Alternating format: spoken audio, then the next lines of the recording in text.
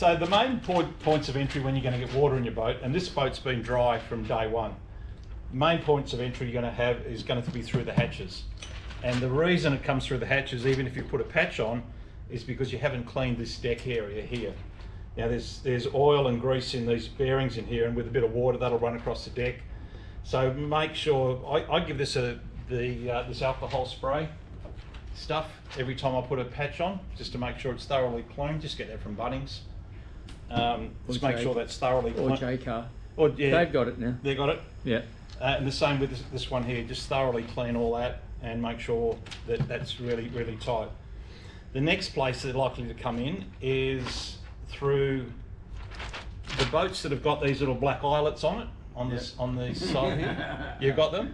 Yeah. Yeah. Well, we found that out on yours. Yeah. They've since dry now. they've since changed that. If you look at some of the newer ones, yeah, they've done away with that type of a plug, and they're using the same ones as they have up in here. So if you've got those black plugs, they actually leak between the hull, the yellow bit, and the black bit in there, not down where the screw hole is. So just make sure you either put a bit of silicone up underneath the deck or put some glue around in there. The next place it's likely to come into is through the keel box. Now the early history of these is that they cracked around here a lot, and that was caused by a number of issues. Sometimes hitting things when the momentum of that would damage the keel, winding too much backstay on where you're just folding the boat up. Sometimes it was just leaving them out in the sun, they'd crack, and sometimes it was poor manufacturing because they wouldn't get enough material into the joins.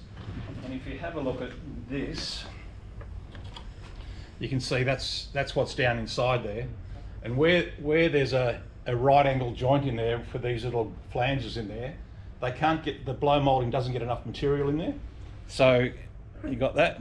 Yep. I'll hand that around. But that's where one of the problems, and you'll see in this one I've actually put a bit of epoxy. So what I do on all the club boats is put epoxy around there, only about 8 grams of epoxy, and just put it all around that flange, and it just stops. It gives it a lot more strength to start with, but it just stops the water coming in. Then we had a rule change where we then allowed people to put a patch over it, and you probably can't see it on that one, but I think all the boats that I've got have now got a patch around the keel box. So now you've got a physical barrier on the outside, and for the club boats you can have the epoxy on the inside. Now the rules, if you're going to be going into a competition like a state championship or a national championship, the rules say you can do that to repair the boat, but you can't do it to a new hull. So the idea of the rules is that you sail them straight out of the box and don't have to do anything. But at a club level where you're using the boat all the time, it's best to actually do some of these preventative maintenance things, like putting the epoxy in there and putting the patch on, and a few other little bits I'll talk about soon. Okay, so the thing you've got to do the most, look after the most, is keeping the water out of the boat. Okay, all the time. Just be really fastidious about that. Okay.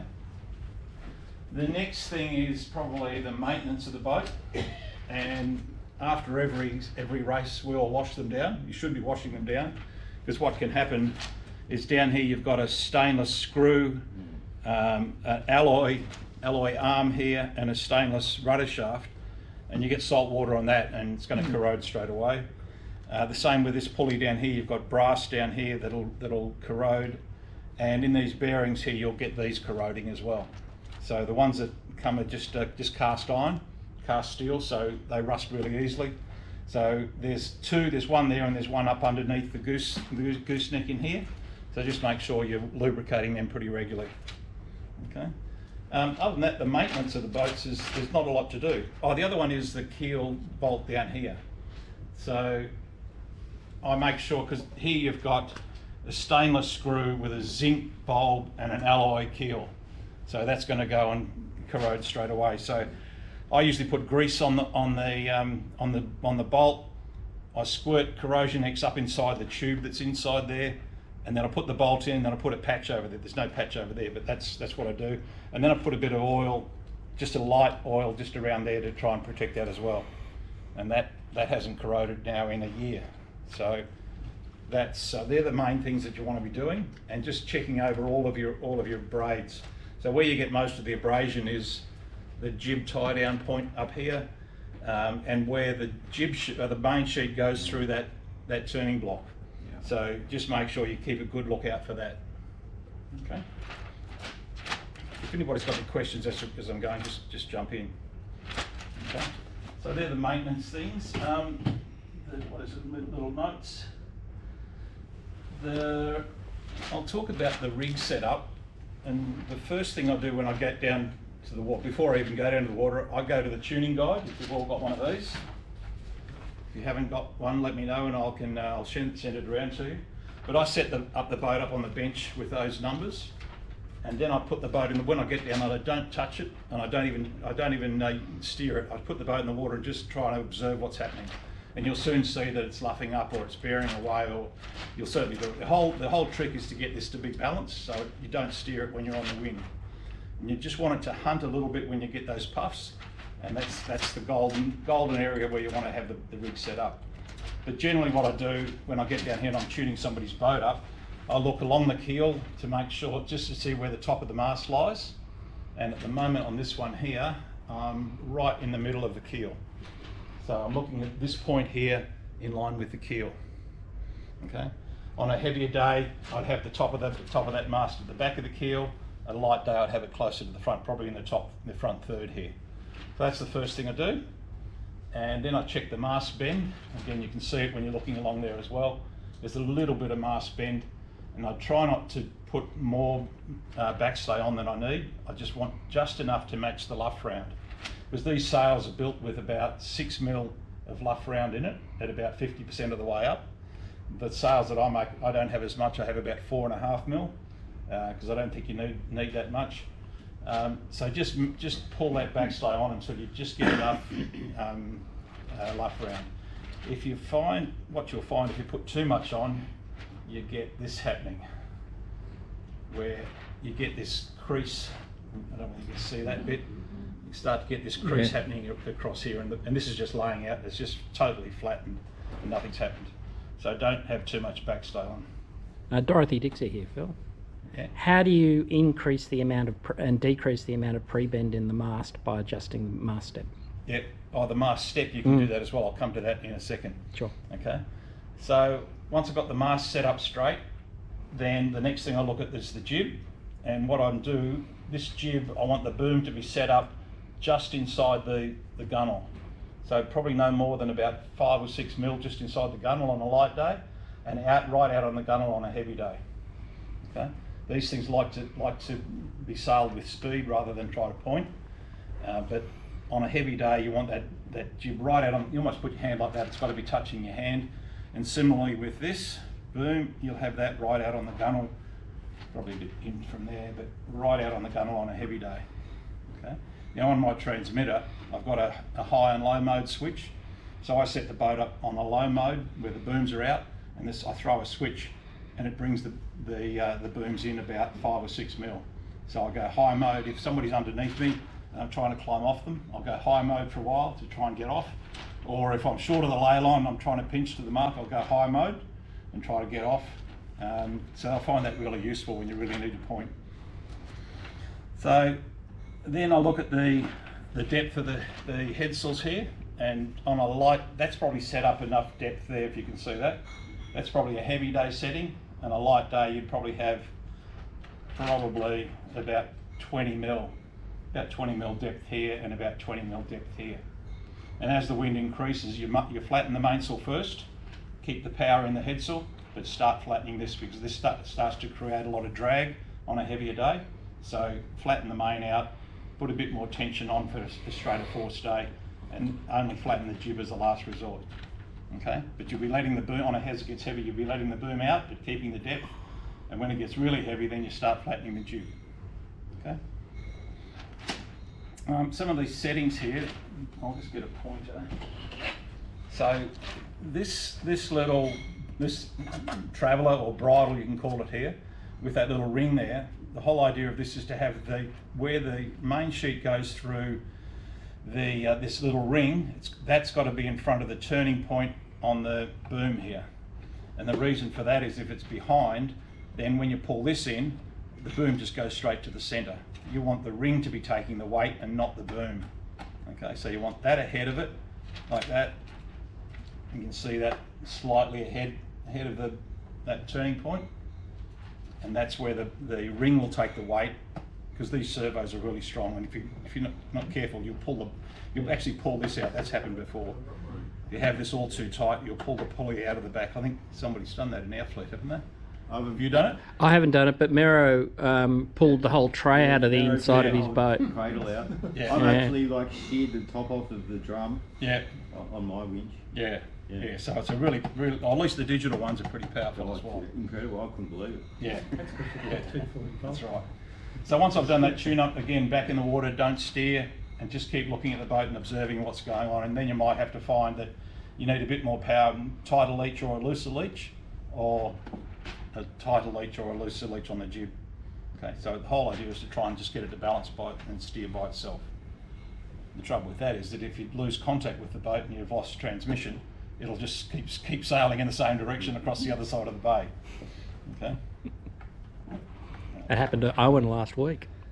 Did it? Yeah. He lost his boat, did he? He did. He lost control of his boat, and it sailed off into the marina on the other side of the bay. Oh, right. Yeah. Did you get it back? Yeah, he found it in an empty pen there. I said he had to be very careful that they weren't going to charge him for it. Yeah, mine went downwind into the marina on the other side one day. Just happily just went away on its own. Yeah. Sailed into there, parked itself in one of the berths. Yeah, that's right. So it's really important when you're setting this up that the distance that the jib, or the main boom is out on either side is exactly the same either side. And I just buy these little rulers from Bunnings. And so what I'm doing there is sighting along the back stay to the mast with that there, and I'm measuring how far that out is. Obviously that's too far out, but I'd normally set that up, that's at about 15 mils off centre. Okay, and that for me would be a high mode. Low mode for me is when the end of the boom is pointing out on these transoms. So high mode comes in about another 10 mil. Okay, so that's a good one. The other thing, I don't know whether you can see, I put a scratch line on the exact centre line up behind the rudder there.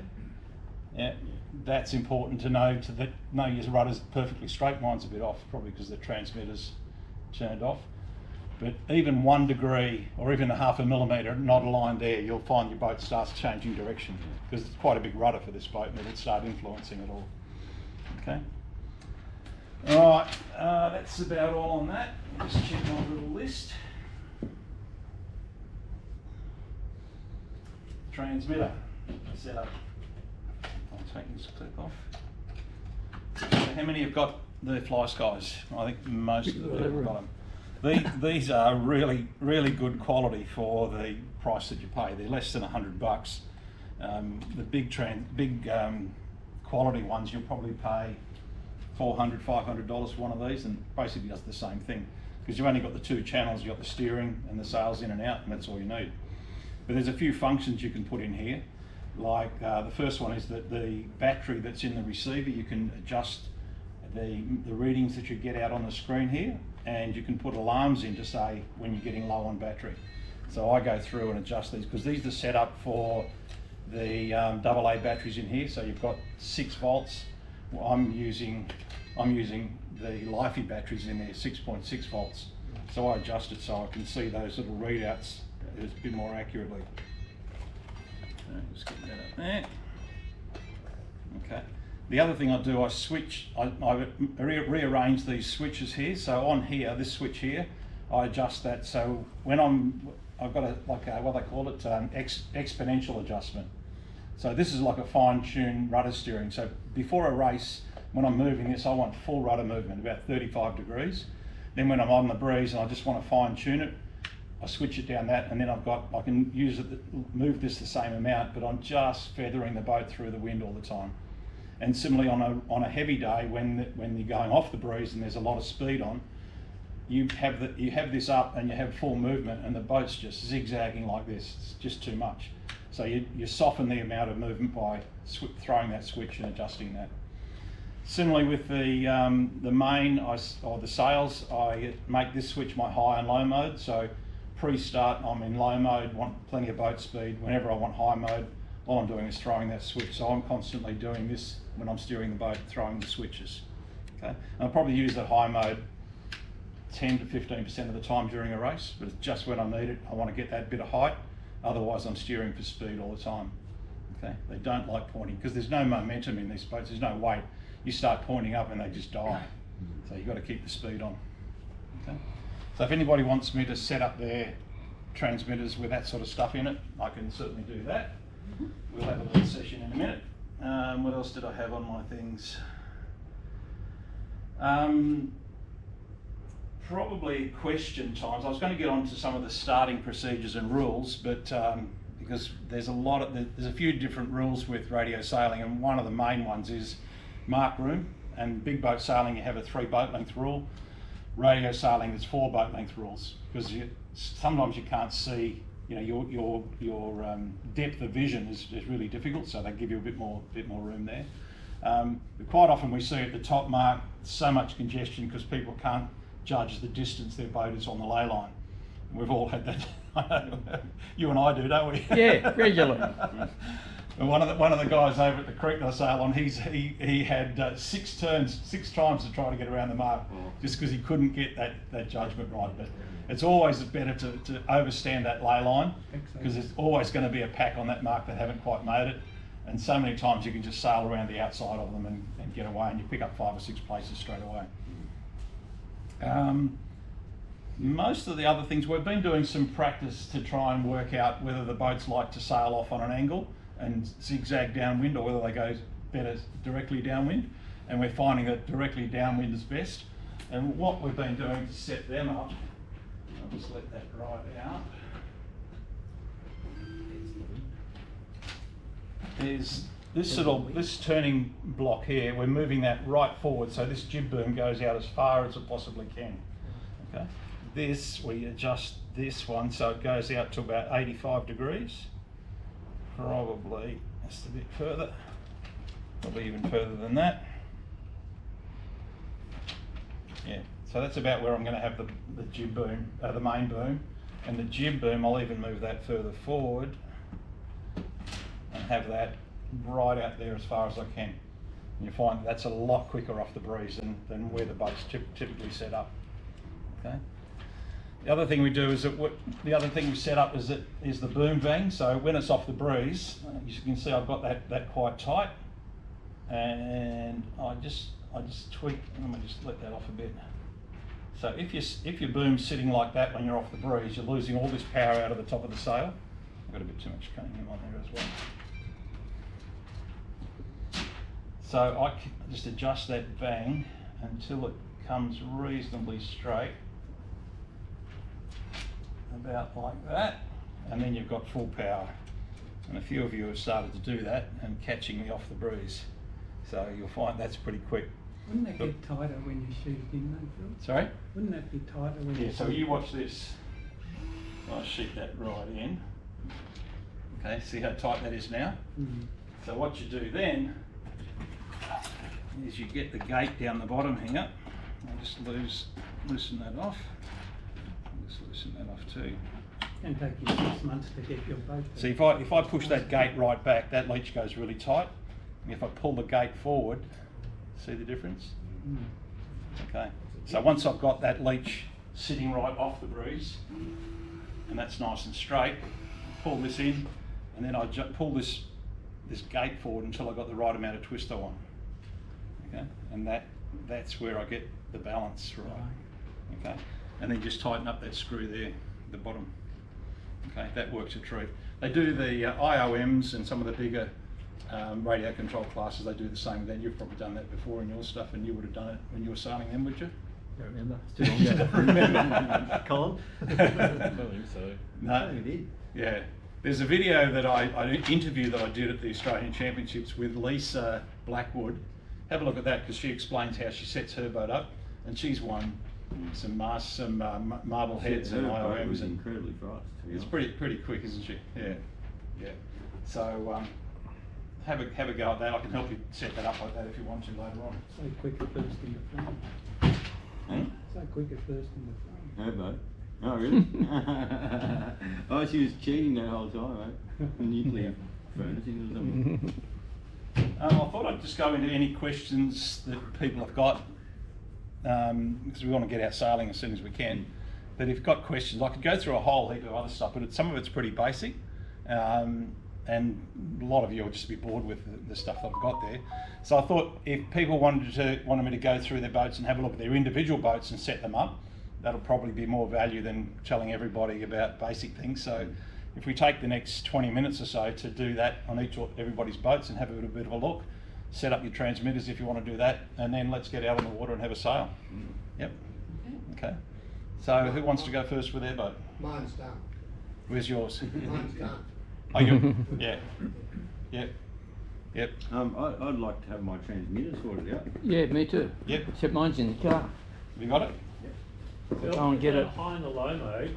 Can you individually adjust the endpoints on the high and low mode?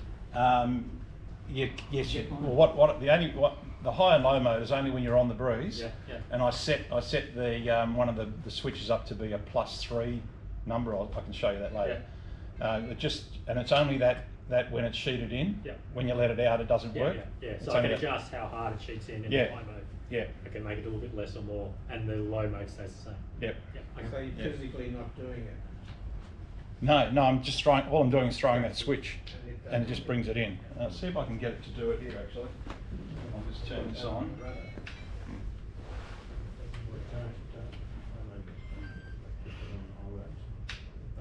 Yeah. See that? So that's almost alarm. It's pretty, but you watch. See that? And that's all I need to increase it. And that gives that. You'll see the boat just start head straight up, but then you've got to keep the bow down a little bit to keep the speed on. So that high-low mode is really useful. I was practicing with Warwick over at Roland a couple of weeks ago, and I was directly behind him, and I just bore away like that, got speed up, got level with him, put it into high mode, and just pulled up right in front of him. He almost went home. So anyway.